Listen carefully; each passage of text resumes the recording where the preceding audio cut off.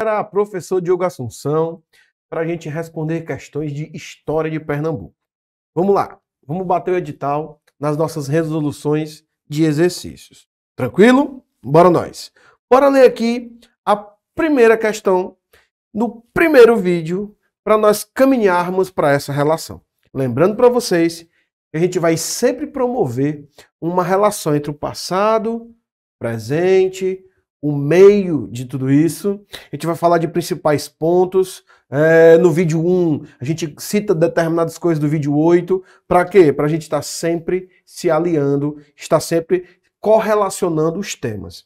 Tranquilo? É importante que você tenha esse acervo.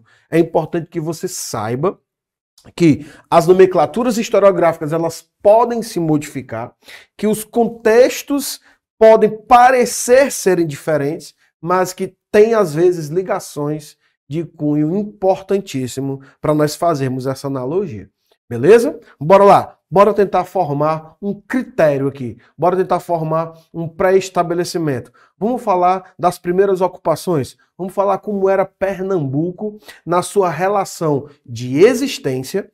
Aí a gente evolui da existência primitiva para as relações sociais. Você vai ter que entender, por exemplo, que os movimentos revolucionários de Pernambuco, eles partem de um cunho ideológico que são herança de um povo também primitivo. Então, quando a gente resolve questões sobre primitividade, a gente tem que entender que essa é a matriz de proposição e que isso gera um resultado. E aí nós vamos trabalhar nesse vídeo estruturas com relação à estruturação dos primeiros povos e as consequências que essa estruturação proporcionou. Beleza? Bora lá.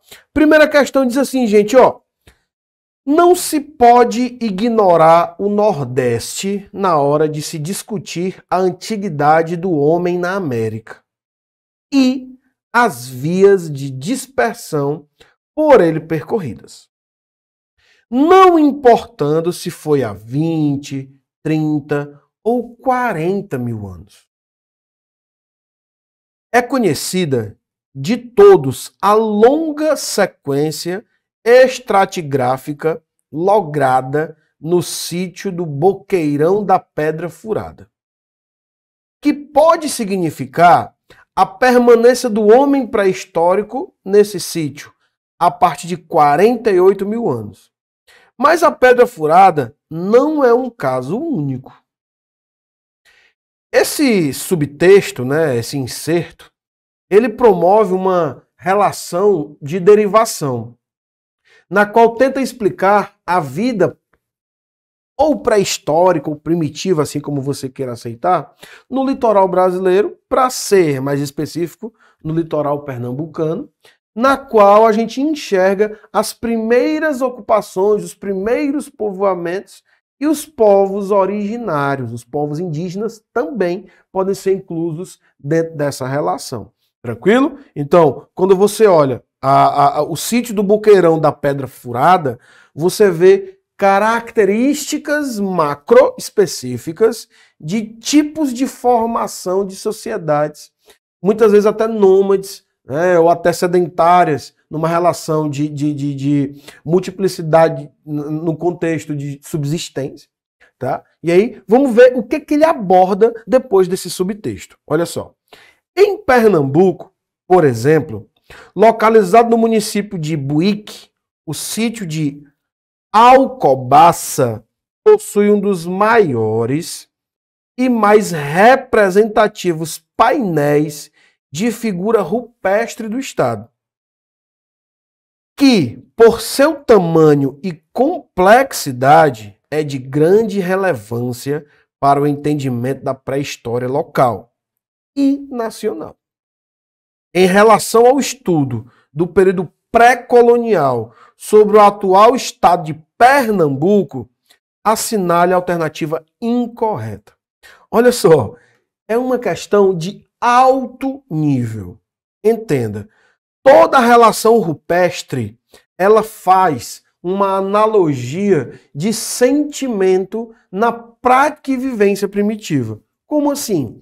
O alfabeto, as dinamizações promovidas pelos primeiros homens não são correlacionantes aos de hoje. Acredita-se que os primeiros homens, hominídeos, digamos assim, eles tentavam demonstrar através do seu entendimento visual, ou por escritas cuneiformes, ou por fogo, ou por atrito, com decorações de sentimentos. Eles tentavam criar uma homenagem daquilo que eles enxergavam, né? Então, quando você olha, por exemplo, no atual estado do Pernambuco, características primitivas, numa figura rupestre, você tem a certeza plena, dentro do contexto historiográfico, que ali existiam pessoas primitivas. Porque isso é uma característica primitiva. A escrita rupestre, a arte rupestre, ela promove essa relação. Então, bora tentar, lembrando para você que se você engloba o contexto historiográfico, se você coloca a literatura de prática e vivência dentro do contexto da questão, você já começa a criar um sentimento que pode te ajudar a solucioná-la. Vamos lá. Olha só. Em relação ao estudo do período pré-colonial sobre o atual estado de Pernambuco, assinale a alternativa incorreta. Vamos lá. O sítio Furna do Estrago, localizado no município de Brejo da Madre de Deus, é de grande importância para o entendimento dos grupos que habitaram o atual agreste nordestino, uma vez que permite-se entender um pouco mais sobre os rituais funerários da época. B. O material arqueológico encontrado nos sítios que remontam ao período pré-colonial do Estado é fundamental para se entender o povoamento da região, bem como parte das características socioculturais daqueles que os utilizaram. C. As figuras rupestres encontradas em vários sítios de Pernambuco são de grande relevância para a compreensão das populações que habitaram as terras pertencentes hoje a esse estado. D. Embora a região da Zona da Mata também possua vestígios da presença dos Homo sapiens, o agreste e o sertão pernambucano durante o longo período pré-colonial são os locais onde pode ser encontrado o maior número de sítios arqueológicos do estado. Embora Alcobaça possua grande representatividade entre os arqueólogos, o estado de Pernambuco como um todo tem pouca importância para o entendimento do período pré-histórico, né, o período pré-colonial, perdão. Isso se deve, dentre outras coisas, ao pequeno número de sítios encontrados em seu território. Tranquilo? Lembrando para você, mais uma vez, que ele pede o item incorreto. E é inadmissível você citar Pernambuco como você cita o item E. Olha só. O período pré-colonial, né, é de pouca importância para a relação de prática e vivência. Olha só. Embora Alcobaça possua grande representatividade entre os arqueólogos, o estado de Pernambuco, como um todo, ele generaliza, né, tem pouca importância para o entendimento do período pré-colonial. Isso se deve, dentre as outras coisas, ao pequeno número de sítios encontrados em seu território. Não faça isso. O estado de Pernambuco hoje, ele tem uma grande importância e uma grande relevância, com características únicas, com características macro, né? Então, esses sítios arqueológicos, eles são fundamentais para o entendimento da compreensão da vida na região durante o período pré-colonial. Beleza? Então, o item E seria o incorreto. Você já pega o A, o B, o C e o D e coloca aí como flashcards para tu estudar para a tua prova. Tranquilo? Sim, o sítio Furna do Estrago, localizado no município do Brejo da Madre de Deus, é de grande importância para o entendimento dos grupos que habitavam o atual agreste nordestino, uma vez que permite-se entender um pouco mais sobre os rituais funerários da época. Beleza? Ou seja, você encontrou nessa região, você arqueólogo, muitos vestígios das formas primitivas de se viver. Então, acaba tendo um epicentro de informações indiretas. Beleza? Item B. O material arqueológico encontrado nos sítios que remontam ao período pré-colonial do Estado é fundamental para se entender o povoamento da região, bem como parte das características socioculturais daqueles que os utilizaram. Perfeito! C. As figuras rupestres encontradas em vários sítios de Pernambuco são de grande relevância para a compreensão das populações que habitaram as terras pertencentes hoje a esse estado. Por quê? Porque nessa arte rupestre você vê o sentimentalismo das atividades, você vê a atuação das coisas, você vê o envolvimento do homem pré-histórico ao homem pré-colonial vivendo dentro desse mesmo estigma de prática e vivência, ou seja, ele representa na arte aquilo que ele teoricamente vive. Tá? E o item D, embora a região da Zona da Mata também possua vestígios da presença de Homo sapiens sapiens, o Agreste e o Sertão pernambucano, durante o longo do período pré-colonial, são os locais onde podem ser encontrados o maior número de sítios arqueológicos do estado. Tranquilo? Então, o item A, B, C e D estão corretos. Lembrando para você que a questão pede alternativa incorreta. Tranquilo? Vamos lá. Bora para a segunda questão. Com relação ao tipo de organização social predominante entre os grupos indígenas que habitavam o litoral do atual estado de Pernambuco no momento dos primeiros contatos com os europeus, assinale a alternativa correta. Olha só. Antes de nós começarmos a responder essa questão, bora começar a nossa filosofia.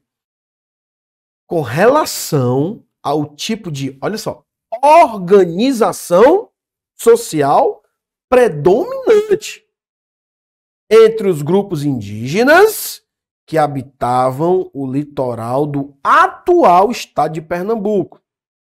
Você tem que esquecer as configurações antigas. No momento dos primeiros contatos com os europeus. Então a gente está falando da capitania de Pernambuco? Não. Está falando do atual espaço geográfico de Pernambuco. Dos primeiros contatos com os europeus, que é justamente na chegada dos homens brancos, assim chamados, ao atual estado de Pernambuco. Então a gente está falando de localização geográfica. A capitania só vai ser em 1534. Né? Então, teoricamente, a gente não está falando da capitania ainda. Estamos falando do atual espaço geográfico de Pernambuco. Beleza? E aí, já a terceira questão, a gente vai trabalhar esse atual espaço geográfico 200 anos mais para frente para você entender a relação de formação no contexto social. Tranquilo? Então, bora lá. Assinale a alternativa correta, né? Sobre a organização social predominante entre os grupos indígenas que habitavam o litoral do atual estado de Pernambuco no momento dos primeiros contatos com os europeus. Vamos lá. Item A. As tribos Tupi do litoral de Pernambuco pré-colonial possuem uma população de algumas centenas de indivíduos, divididos em pequenas aldeias espalhadas pelos quilômetros da costa entre o Rio São Francisco e o Canal de Santa Cruz. B. A maioria dos grupos indígenas que habitavam a atual costa de Pernambuco no período da conquista era de língua tupi. Organizava-se em aldeias de milhares de indivíduos, cujos laços sociais principais eram firmados em linguagens e parentescos, e onde a divisão de trabalho baseava-se principalmente em quesitos de gênero e idade. Dificílima. C.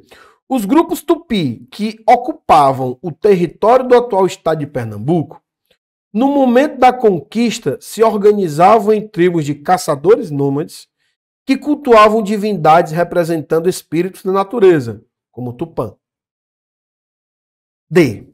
Todos os grupos indígenas que ocupavam o atual estado de Pernambuco no momento da conquista praticavam rituais antropofágicos associados ao culto às divindades bélicas.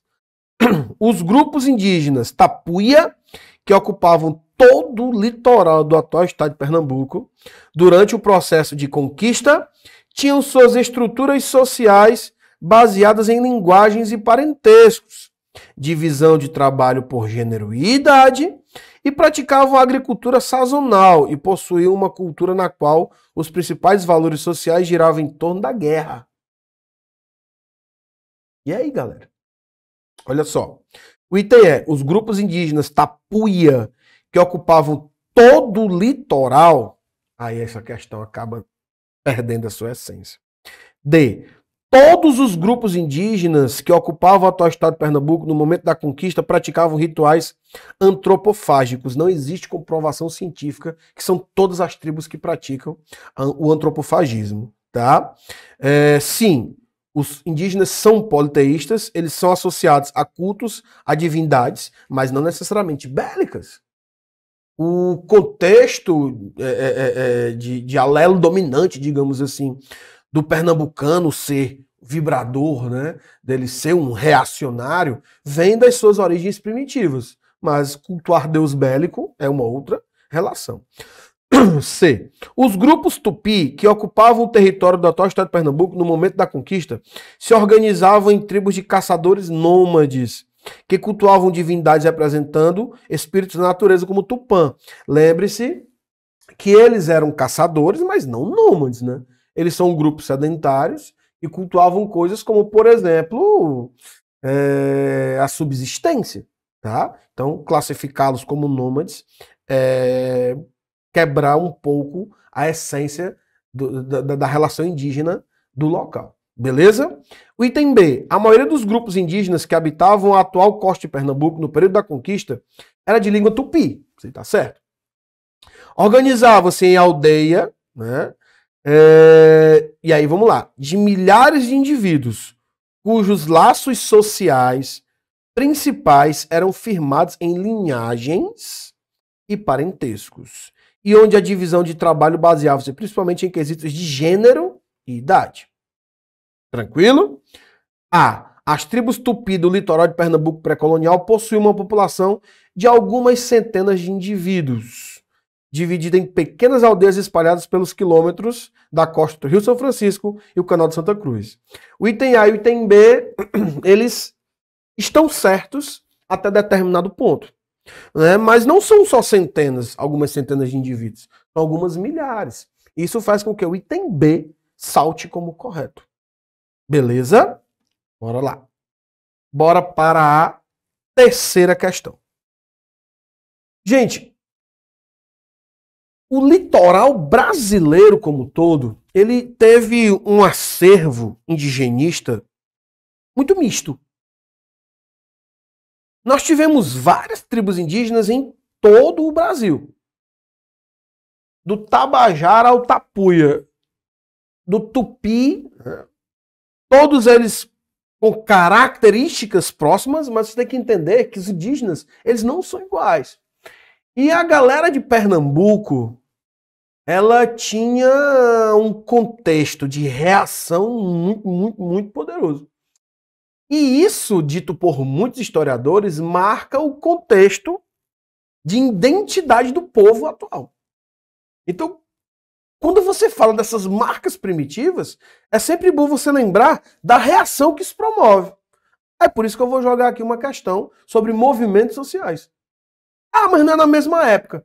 Mas está te dando o parâmetro de antes e depois, na consequência do povoamento com as características do tipo de sociedade que vivia na localidade. Beleza? Vamos lá. Terceira questão diz assim, ó. As primeiras décadas do século XIX foram marcadas pelo chamado ciclo das insurreições liberais em Pernambuco, como a insurreição pernambucana de 1817, a Confederação do Equador e a Revolução Praieira. Não é isso? Essas insurreições se constituíram em movimentos federalistas e, com exceção da insurreição pernambucana, se contrapunham ao projeto de independência implantado em 1822, até porque ela foi antes, né? Por José Bonifácio e Dom Pedro I, a partir do Rio de Janeiro. No que concerne especificamente a Confederação do Equador, assinale a alternativa correta. Os confederados, por exemplo, no Ceará, se tornaram mártires. No Piauí, se tornaram grandes revolucionários citados na literatura até hoje. Assim como no Rio Grande do Norte, assim como em Itamaracá. Né? Mas vamos embora nós. Em Pernambuco, diferindo da Revolução Praieira, que defendia a bandeira da abolição, os principais líderes da Confederação do Equador eram anti-abolicionistas. Não confunda a Confederação do Equador com a Inconfidência Mineira. Tá? Bora lá. Os líderes da Confederação do Equador, liberais e republicanos, contestavam o poder centralizado e autoritário de Dom Pedro I e propunham a abolição da escravidão, assim como uma república federalista. Frei Caneca, um dos intelectuais responsáveis pelas ideias basilares da Confederação do Equador, era um veterano de outras insurreições liberais, como a praieira. D. Apesar da derrota da Confederação do Equador para as forças do Império, a província de Pernambuco, que, a partir dessa revolta, consolidaria uma imagem de província rebelde, conseguiu assegurar um novo território, a comarca de São Francisco, agregada a partir da Bahia. A Confederação do Equador foi um movimento republicano e federalista, proposto por integrantes da elite pernambucana, entre os quais se destacavam intelectuais, militares, políticos liberais, que se espalhou pelas províncias da Paraíba, Rio Grande do Norte e Ceará. E aí, galera? Essa questão, ela te dá um acervo de proposições. Porque todas as classes sociais citadas aqui têm a ideologia de reação. Tranquilo? Mas o item correto, ele vai ser o item E. Show de bola? Gente, eu fico por aqui e a gente volta com mais vídeos resolvendo questões de história de Pernambuco para nós batermos o teu edital. Meu nome é Diogo Assunção e eu tô contigo para a tua aprovação. Valeu, galera! Fala, galera! Vamos lá, bora continuar as nossas resoluções de exercício e vamos tentar fazer um mix agora no chamado acervo cultural. Tranquilo? Bora promover a ideia de interação das sociedades pernambucanas para a gente bater o ponto 2 e 3 do nosso edital. Tranquilo? Vamos tentar fazer um mix entre as representações humanas, entre as visões literárias e entre os acervos, digamos que ideológicos, que pairam sobre os céus de Pernambuco. Bora lá. A primeira questão diz o seguinte, ó. Leia os textos a seguir. Texto 1. Olha só. A cultura afrodescendente tem sido muitas vezes reificada, apresentada como um repertório inerte de tradições, como se não estivesse enraizada em processos culturais dinâmicos e em ambientes sociais desiguais. Texto 2. A cultura e o folclore são meus, mas os livros foi você quem escreveu. Perseguidos sem direito nem escolas, como podiam registrar as suas glórias? Nossa memória foi contada por você e é julgada verdadeira como a própria lei. Por isso, temos registrado em toda a história uma mísera parte de nossas vitórias. Por isso, não temos sopa na colher, e sim anjinhos para dizer que o lado mau é o candomblé. Texto 3.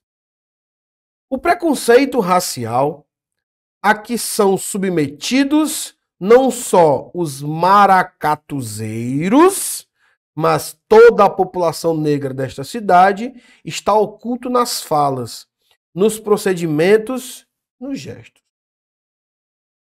Com base nos textos, assinale aspectos das manifestações culturais afro-brasileiras em Pernambuco e assinale a alternativa correta. Né? A gente viu no bloco anterior as características indigenistas, as características pré-coloniais e agora bora ver características coloniais. Né? A herança cultural deixada pelo acervo negro-africano escravocrata pertencente às relações canavieiras de Pernambuco. Você vai ter que lembrar duas coisas. Que a quantidade de escravos existentes em Pernambuco gigantesca. Por quê? Porque você vai ter que associar a quantidade de escravos à capacidade de produção açucareira. Tá? E Pernambuco era uma das maiores matrizes de produção de açúcar que o Brasil tinha no início das capitanias hereditárias.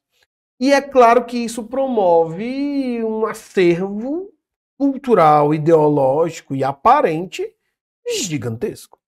Tranquilo? Bora lá. Item A. Então, só recapitulando aqui. Ó. Com base nos textos, analise aspectos das manifestações. Olha só. Aspectos das manifestações culturais afro-brasileiras em Pernambuco e assinale a alternativa correta. Bora lá. O livre exercício dos cultos religiosos, bem como a proteção dos locais onde são realizados, garantidos pela Constituição de 1988, foram decisivos para que não houvesse, nos últimos anos, casos de intolerância religiosa em Pernambuco. Esquece. O povo pernambucano, ele é reacionário, seja para insurreições políticos-sociais, mas também sejam elas para defender o seu ponto de atuação. Então, às vezes, a intolerância acaba sendo uma característica de muitos. Se confunde também por outros a ideia de ter aptidão ideológica com a ideia de não concordar com algo ou alguma coisa. Tá? Então, sim, a intolerância religiosa em Pernambuco há e acontece praticamente todos os dias, meses, imagine nos últimos anos. Tranquilo? B. A permanência da cultura afro-brasileira em Pernambuco demonstra que os afrodescendentes, após a abolição da escravatura, tiveram suas condições sociais alteradas, sendo reconhecidos e respeitados pelo Estado brasileiro, bem como por sua sociedade. Ou seja, não há racismo no Brasil, não há racismo em Pernambuco. Olha só, a permanência da cultura afro-brasileira em Pernambuco demonstra que os afrodescendentes, após a abolição da escravidão, tiveram suas condições sociais alteradas.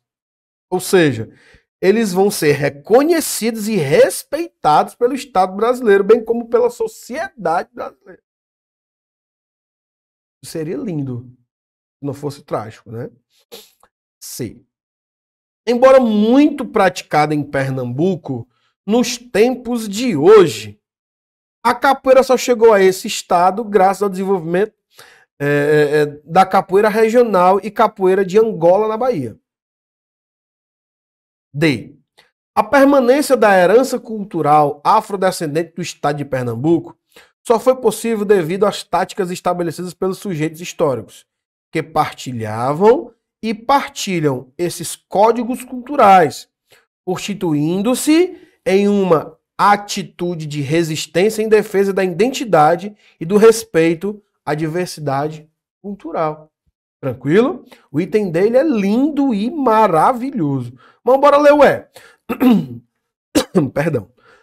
A herança cultural afrodescendente em Pernambuco, como o maracatu, são verdadeiras reproduções dos costumes africanos. No caso, o maracatu era a antiga coroação dos reis e rainhas do Congo.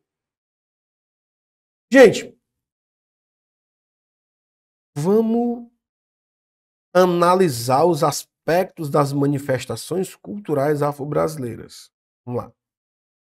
Manifestações. Embora muito praticada em Pernambuco nos tempos de hoje, a capoeira só chegou a esse estado graças ao desenvolvimento da capoeira regional e na capoeira de Angola, na Bahia. Quero que você entenda que essas relações não estão diretamente proporcionais e que as periodizações são diferentes, tá? E a herança cultural afrodescendente em Pernambuco, como o maracatu, são verdadeiras reproduções dos costumes africanos.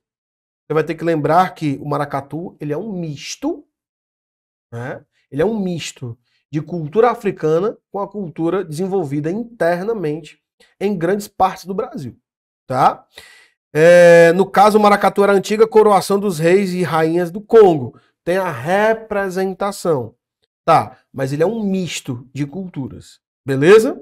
O item D, ó, permanência da herança cultural afrodescendente, a permanência da herança cultural de afrodescendentes no estado de Pernambuco só foi possível devido às táticas estabelecidas pelos sujeitos históricos que partilhavam e partilham esses códigos culturais, constituindo-se em uma atitude de resistência em defesa da identidade e do respeito à diversidade cultural. Repetindo, a permanência da herança cultural afro em Pernambuco só foi possível, né? Ou seja, essa herança ainda existe, mas ela só foi possível devido às táticas estabelecidas pelos sujeitos históricos, defensores dessa cultura, que partilhavam e ainda partilham esses códigos culturais, a importância deles, constituindo-se de uma atitude de resistência em defesa da identidade desses povos e da diversidade cultural que eles promovem. O item dele é fantástico. Beleza? Bora nós. Segunda questão. Segundo a historiadora Graça Ataíde, no seu livro A Construção da Verdade Autoritária, a vigilância e o controle sobre a imprensa em Pernambuco garantiam ao Estado a propaganda e o doutrinamento político, utilizando-se da persuasão e do doutrinamento diário. A Folha da Manhã, veiculada por meio de suas mensagens, valores que compunham a ideologia estadonovista. Esse texto fala justamente das características de imposição dentro da prática propagandista durante o Estado Novo. Estamos falando da Era Vargas. Tá? Então, tu vai pegar a cultura, a mesma cultura que a gente tratou agora na afro. Tá? E vamos tratar agora na ideia de publicidade, propaganda, jornalismo. Mesma relação. Cultura. Cultura de Pernambuco. Bora nós. Você vai lembrar que no Estado Novo nós tivemos a DIP, Departamento de Imprensa e Propaganda, que censurava as relações de prática da comarca publicitária. Tá? E você vai lembrar que Vargas, no Estado Novo, ou seja, o Estado Novismo, ele é o momento ditatorial do presidente Getúlio. E que ele tinha muitas semelhanças totalitárias, principalmente fascistas, e que vai restringir, por exemplo, o Brasil e Pernambuco às suas vontades. E como é que se reage a isso? Tranquilo? Bora lá. Em relação aos valores e à ideologia defendidos pelo Estado Novo, do qual Agamenon Magalhães, em nível estadual, né, era um de seus maiores representantes, assinando a alternativa correta. Você vai lembrar que Agamenon Magalhães ele é criticado por grande parte da sociedade ideologicamente ativa de Pernambuco. Por quê? Porque ele defendia determinadas estruturas estadonovistas. Vamos lá, vamos identificar uma delas. Então, você vai ter que entender que a sociedade pernambucana ela é contrária a essas características quando se fala de ideologia anti-estadonovista. Beleza? O estadonovismo, assim como o Agamenon Magalhães, defende, vamos lá, a igualdade. Segregacionista, gente. É ditadura, é regime. Liberdade política? Poxa, é centralização, cara. Xenofobismo? Sim. São xenófobos. São ultranacionalistas. Anticomunistas? Sim. Lembre-se que Getúlio Vargas vai promover o regime chamado de Estado Novo, baseado num negócio chamado de Plano Cohen. Né? Eles vão alegar que existia a ideia de uma ditadura comunista do Luiz Carlos Prestes. Você vai lembrar que Pernambuco vai ser muito atuante. Lembre-se do todo-poderoso Marighella. Né? Vai ser muito atuante nessa relação. E aí a cultura de atuação anti-regime é uma característica socio-ideológica de Pernambuco. Estamos falando da cultura, como reação dos primeiros povos. Beleza? Então vamos lá. Não é igualdade, não é liberdade política, esquece. B, liberdade política e igualdade? Também não. Descentralização política, Estado mínimo, Estado é máximo. Vargas é o rei. O todo-poderoso é o Deus. C, anticomunismo? Sim, anticomunismo. Nacionalismo? Sim. Xenofilismo? Depende. Mas educação libertária? D. Estado mínimo, educação libertária? Xenofilismo? Antissemitismo. Antissemitismo, sim. Por quê? Você vai lembrar que é 1937, que é quando começa o Estado Novo, Hitler já tinha começado as suas projeções de holocausto, né? E Vargas se assemelhava muito ao totalitarismo nazifascista. Então, no Brasil se desencadeou uma onda antissemita. Você vai lembrar que existiam muitos judeus em Pernambuco e que essa onda antissemita também vai estar em Pernambuco, assim como em grandes megalópolis brasileiras, né? Consideradas hoje megalópolis, perdão. E tem nacionalismo, sim, ultranacionalismo. Né? Xenofobismo, com certeza. Anticomunismo, muito. Antissemitismo, também. São características de Agamenon Magalhães e de Getúlio Vargas no Estado Novo. Resposta correta é o item E. Tranquilo? Bora nós. Terceira questão. Durante os 3 séculos nos quais vigorou a escravidão no Brasil, a resistência de escravos, tanto de origem africana quanto de origem indígena, foi constante e tomou as mais diversas formas. É uma característica de prática social que vai gerar uma relação cultural. Bora lá. No século XIX, quando a escravidão brasileira viveu seu apogeu, com o maior afluxo de escravos africanos, o crescimento das cidades fez multiplicar nelas não apenas o número de escravos, mas também as formas de resistência, que se diversificaram cada vez mais. E, se as fugas sempre foram as mais famosas e emblemáticas dessas formas de resistência, nunca foram as últimas. Sobre elas diz o historiador Marcos Carvalho. Grande Marcos Carvalho. Nunca faltaram fugas de escravos no Recife. Você sempre vai associar a urbanização. Né? Alguns se aproveitavam dos cortes que o Capibaribe fazia entre os bairros para se evadirem dentro da própria cidade em busca de dias melhores. Existem ainda casos mostrando o outro lado da história. Fugas do Recife para o interior, ou até para fora da província de Pernambuco, buscando a distância do Senhor ou a proximidade de parentes, amores, amigos e pessoas da mesma etnia ou nação. Tendo em vista esse cenário, essa alternativa incorreta. Está falando da relação escravocrata. Né?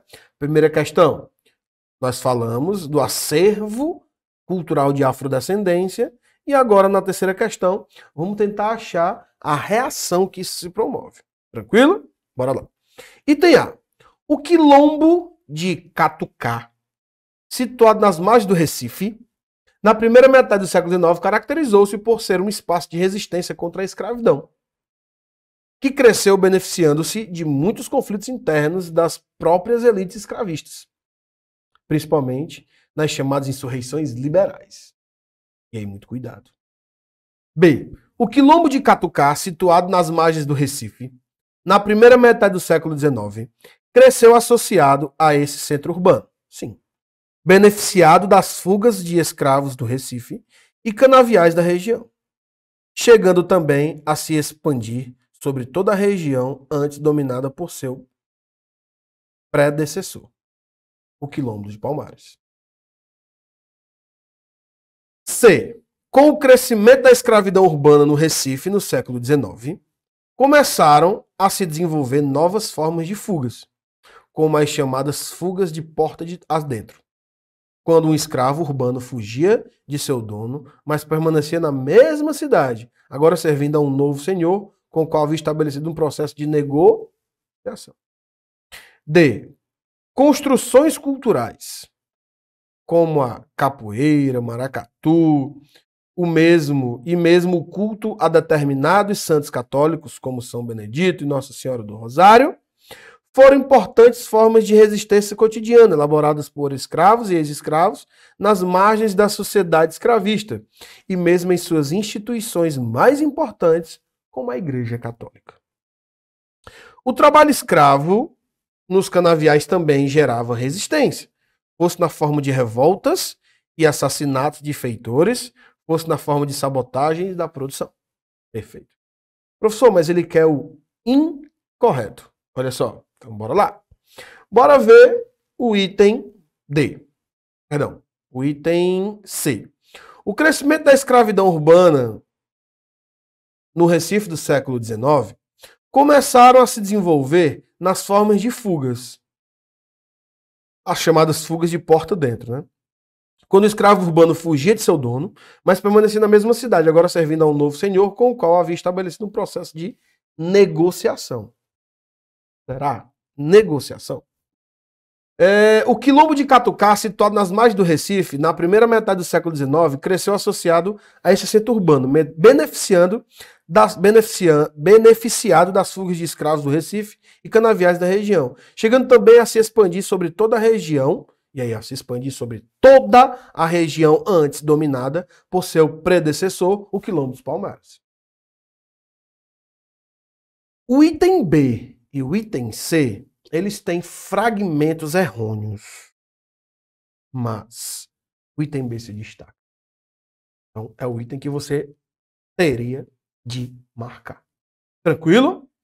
Olha só, primeira questão, a gente fala da cultura afro. Segunda questão, a gente fala da cultura de reação. E na terceira questão, a gente fala das características de resistência escravocrata. Tranquilo? Bloco 2, vídeo 2, as resistências às culturas, ou seja, a cultura dos primeiros povos e das sociedades pernambucanas. Beleza, gente? Professor Diogo Assunção, eu fico aqui e a gente volta no próximo vídeo. Valeu, gente. Tchau, tchau. Galera, professor Diogo Assunção, agora para nós falarmos das relações açucareiras. Tranquilo? Eu coloquei um mix de questões que vão ser bem interessantes. A primeira questão vai falar de um movimento, né, entre Olinda e Recife com relação às identidades do açúcar. Beleza? A segunda questão vai falar justamente da Guerra dos Bárbaros e a resistência da colonização. Você vai lembrar que é na colonização que vem a cana-de-açúcar. E a terceira é justamente a chamada, o desembarque de Tirinhaém, né, em 1855, que fala do fim do tráfico de negros para o Brasil e as relações que o Brasil tinha com a Inglaterra. Beleza? E aí vamos falar numa sequência bem determinante na qual você consiga fazer associações dos temas ao produto central, açúcar. Tranquilo? Bora lá. Antes de mais nada, não esqueça que o Brasil foi colonizado por Portugal em 1530, 31, sendo trazido para cá nas capitanias hereditárias, e uma delas é a capitania de Pernambuco, uma das mais prósperas, se não a mais próspera, considerado por uns, através da mão de obra escrava africana, e da matéria-prima cana-de-açúcar para a produção do produto comercial açúcar. Então tu vai ter o canavial, o engenho e as senzalas sendo o pilar dessa colonização. Tranquilo? Bora nós. Primeira questão diz o seguinte: a chamada Guerra dos Mascates, episódio ocorrido em Pernambuco entre 1710 e 1711. Você também pode escutar, ler ou estruturar o termo início do século XVIII. Foi um conflito entre diferentes elites político-econômicas, localizadas em Olinda e Recife, resultando na ascensão da elite mercantil de Recife. Você vai lembrar que a galera de Olinda elas são produtores, e a galera de Recife, com um cunho português luso-brasileiro muito forte, são comerciantes, né? Então, o resultado foi a ascensão da elite mercantil de Recife. Então, você já consegue identificar um vitorioso. Sobre isso, assinale a alternativa correta. Vamos lá. Item A. Em 1711, as autoridades coloniais puseram fim ao conflito, reafirmando o status de Recife enquanto vila, o que conferiu à elite dessa povoação os meios para consolidar o seu poder político na capitania, mediante cargos na Câmara Municipal da nova vila. B. Os mercadores de Recife foram politicamente apoiados em sua revolta contra o poderio dos senhores olindenses por diversos grupos sociais livres de Recife e Olinda, assim como por um pequeno número de escravos. C. A Guerra dos Mascates foi um conflito político entre senhores de engenho e mercadores de grande porte em Pernambuco no início do século XVIII, que se estendeu por outras províncias no atual Nordeste, como Ceará e Rio Grande do Norte. D. Os mercadores do Recife, em sua ânsia por liberdade, proclamaram a República em 1711, proclamação, entretanto, revogada pelas autoridades coloniais.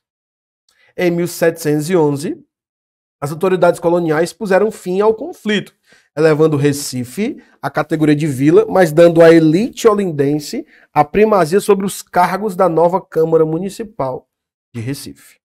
Então, quando você analisa o termo, você vai lembrar que os mercadores do Recife foram politicamente apoiados em sua revolta contra o poderio dos senhores olindenses por diversos grupos sociais livres de Recife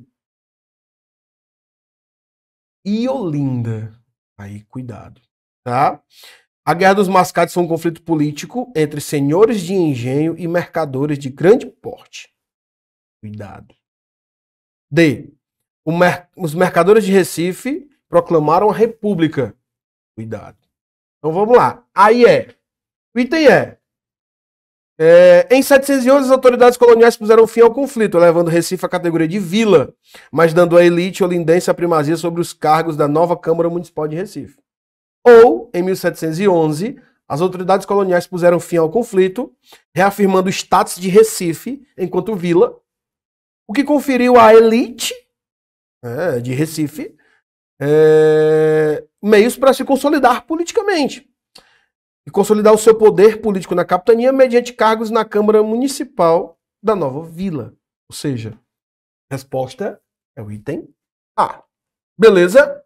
Bora nós. Olha só.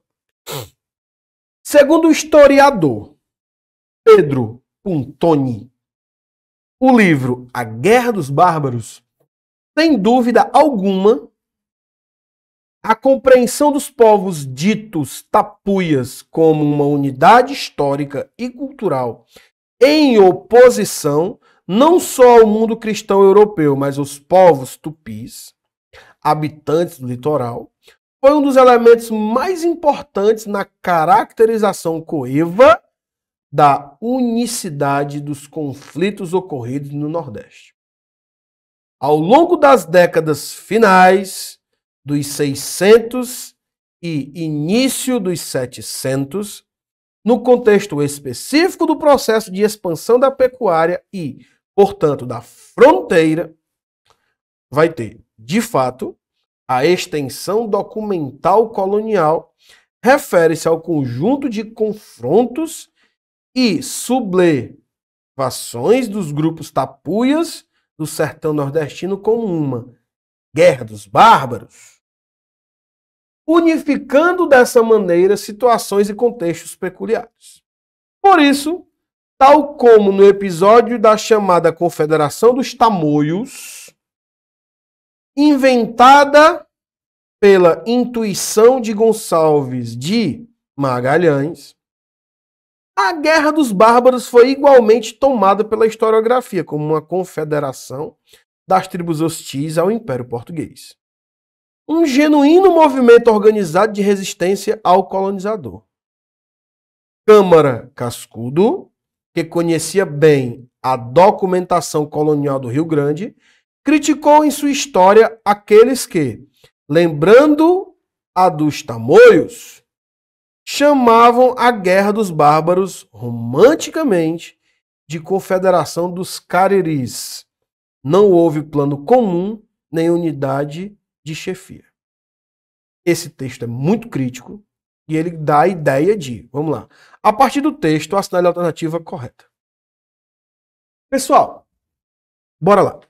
O que é um bárbaro? Bárbaro é o nome dado àqueles que não foram catequizados. Indigenistas, indígenas, ou até mesmo atuantes que não participaram de uma civilização, que não herdaram os contextos civilizatórios. A cristianização, o ir e vir, o respeito a determinadas ordens e estruturas de imposição. Esses são bárbaros. Então, a Guerra dos Bárbaros é uma relação citada numa estrutura de resistência, ou seja, resistência à imposição da colonização. Tranquilo? O texto ele é extremamente crítico, porque ele associa a Guerra dos Bárbaros, né, aos Tamoios, que foi uma resistência também. Mas ele cria a ideia de que ambas foram criações literárias. Bora ver os itens. Olha só. A partir do texto acima, a alternativa correta. O autor defende que a existência de uma confederação dos Cariris, ou mesmo de uma guerra dos bárbaros generalizadas, são criações de historiadores que mal interpretaram a documentação colonial. B. O autor associa a Guerra dos Bárbaros à Confederação dos Tamoios, defendendo que ambas foram movimentos sociais indígenas contra a colonização.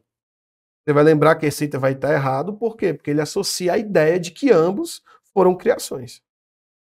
C. O autor defende que a existência de um confronto entre as forças da colonização e as populações indígenas sertanejas organizadas em uma frente comum.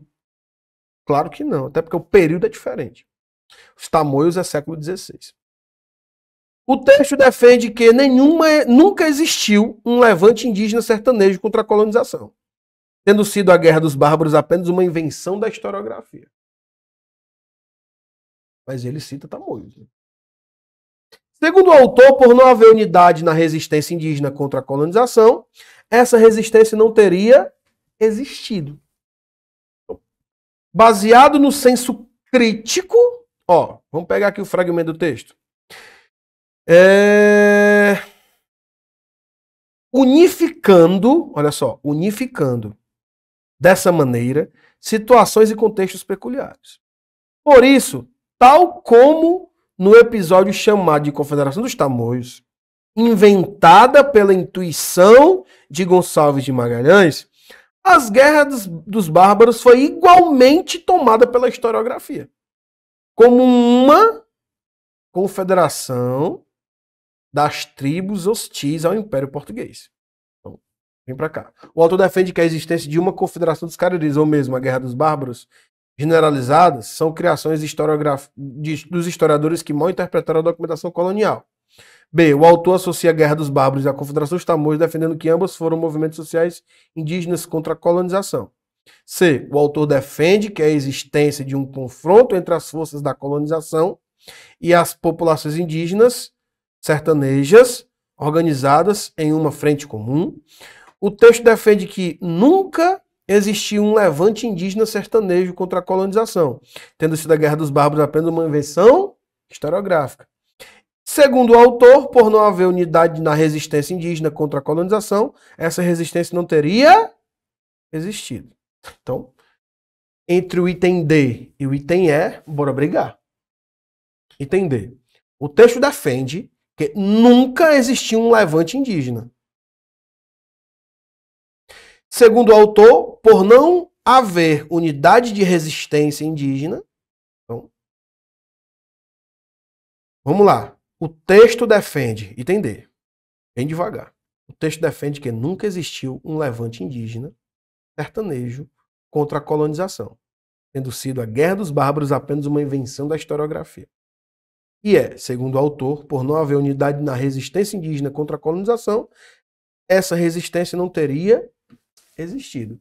O item D e o item E falam praticamente a mesma coisa, né? Mas o item E acaba sendo mais completo, por quê? Porque ele não generaliza a ideia da Guerra dos Bárbaros apenas. Ele coloca unidade da resistência indígena contra a colonização. Aí ele aborda tanto bárbaros quanto tamoios.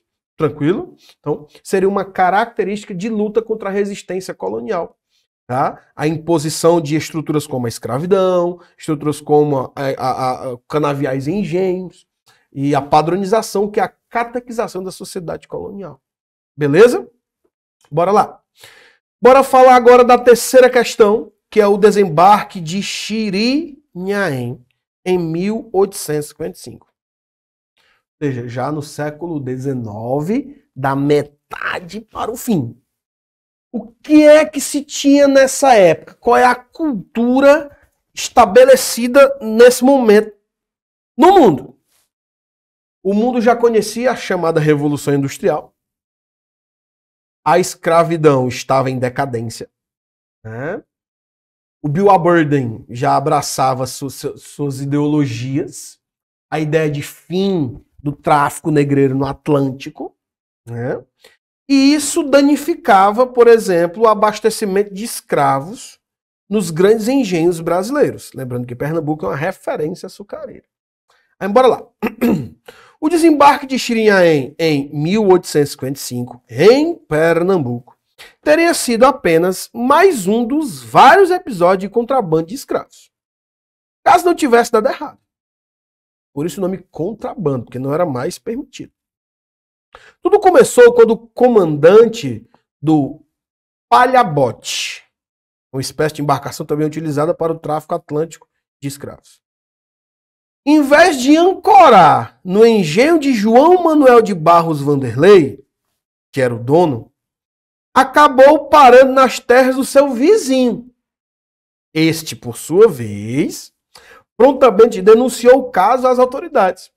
A notícia acabou ganhando grande destaque na imprensa por ter sido o último negreiro apreendido na costa brasileira com cativos africanos a bordo. Último, apreendido. Em relação ao tráfico de escravos em Pernambuco, assinale a alternativa correta. Professor, mas essa questão é sobre escravidão, né? Sobre o tráfico. Você vai lembrar que a decadência do açúcar é o que gera, teoricamente, a decadência da escravidão. E você vai lembrar que a decadência da escravidão também estará associada, além da decadência do açúcar, ao propósito da Revolução Industrial. A indústria ela não busca escravos. Tranquilo? Então vamos lá. Ó, o item A. O desembarque de cativos africanos nos portos naturais das diversas praias que ficavam na província de Pernambuco, mais distante o suficiente para dificultar a vistoria das autoridades imperiais, foi uma estratégia desenvolvida pelos atores que participavam do contrabando de africanos para continuar fornecendo os cativos para a capitania de Pernambuco. Pô, teoricamente está correto, mas tem a ver com o contexto da questão? Bora nós. B. Embora conhecida, lei para inglês ver, A lei de 1831 contribuiu bastante para frear o ímpeto dos traficantes. Sim. Exemplo disso é que, em finais da década de 1830 e durante a década de 1840, o número de escravos que ingressavam na província de Pernambuco diminuiu de forma vertiginosa. C. Embora a lei antitráfico tenha entrado em vigor desde 31, as autoridades imperiais nada fizeram para deter o comércio ilegal nos portos das capitanias provinciais. Exemplo disso foi o Porto de Recife, que não teve seu cotidiano alterado, no que tange ao comércio atlântico de escravos. Negativo. Totalmente errado. É o oposto disso. Mudou-se as tangentes comerciais, mudaram-se as estrofes da lei, mudou-se totalmente o cotidiano e as cifras de lucro na relação de combate à escravidão. Muda totalmente. D. Embora muito alarmado pela imprensa provincial e nacional, o desembarque de Xirinhaém pode ser considerado uma exceção, pois a forte fiscalização da coroa impedia que fatos como este fossem corriqueiros. Você vai lembrar lá no texto, ó, e olha só, teria sido apenas mais um dos vários episódios de contrabando de escravos, caso não tivesse dado errado. Então, foi uma exceção, embora muito alarmado pela imprensa provincial e nacional, o desembarque de Xirinhaém pode ser considerado uma exceção, pois a forte fiscalização da coroa impedia que fatos como este fossem corriqueiros. Ou seja, ele se contradiz, né? Se é uma exceção é porque a grande maioria está certa. Então, o item D está errado. Por ser a época do desembarque de Xirinhaém uma província com forte tendência abolicionista, Pernambuco quase não recebia mais escravos. Além disso, os políticos e as elites latifundiárias estavam mais interessados em fomentar a vida de mão de obra livre do exterior. Principalmente a dos chineses, não. Tranquilo? Então vamos lá. Bora voltar para o item C. Embora a lei antitráfico tenha entrado em vigor, as autoridades imperiais nada fizeram para deter? Errado. B. Olha só. Ou é A ou é B, né? Embora conhecida a lei para inglês ver em 1831, contribuiu bastante para frear o ímpeto dos traficantes. Exemplo disso é que, em finais da década de 1830 e durante a década de 1840, o número de escravos que ingressavam na província de Pernambuco diminuiu de forma vertiginosa. Vertiginosa. A. O desembarque de cativos africanos nos portos naturais das diversas praias que ficavam na província de Pernambuco, mais distante o suficiente para dificultar a vistoria das autoridades imperiais, foi uma estratégia desenvolvida pelos atores que participavam do contrabando de africanos para continuar fornecendo cativos para a capitania. Ou seja, o item correto é o item A.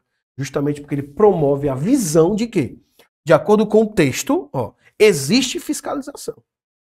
E o fato dele ter dito que, caso não tivesse dado errado, é porque as outras expedições dão certo. Então, por que as expedições dão certo? Justamente porque eles desembarcam esses cativos africanos nos portos naturais. Ou seja, portos naturais é praias paradisíacas, digamos assim, não frequentadas. Em portos naturais das diversas praias que ficavam na província de Pernambuco, mais distantes, o suficiente para dificultar a vistoria das autoridades imperiais. Foi uma estratégia perfeita, desenvolvida pelos atores que participavam do contrabando de africanos para continuar fornecendo cativos para a capitania. Perfeito. Item correto é o item A. Tranquilo? Gente, a primeira questão trata justamente de um concílio, de um consenso na relação entre comerciantes e produtores, na relação de açúcar e escravos. Porque está diretamente associado. A Guerra dos Mascates acontece num período onde nós temos uma decadência açucareira. Beleza? Isso vai reagir na escravidão. A segunda questão fala dos bárbaros, que é o quê? Uma relação de resistência a essa culturalização. Então é como se a segunda questão fosse o início de tudo, e a resistência a isso, e a primeira questão fosse o fim, o início do fim disso tudo. Ou seja, a 2 é o início da colonização e a sua resistência, né? A 1 é o decorrer caminhando para o fim, e a terceira seria justamente as propostas decadentes com relação à abolição da escravatura, uma vez que o açúcar já estava praticamente na sua decadência mor. Beleza? Então, tentem associar essas três questões como início, meio e fim. Início, o caminho para o fim e o fim.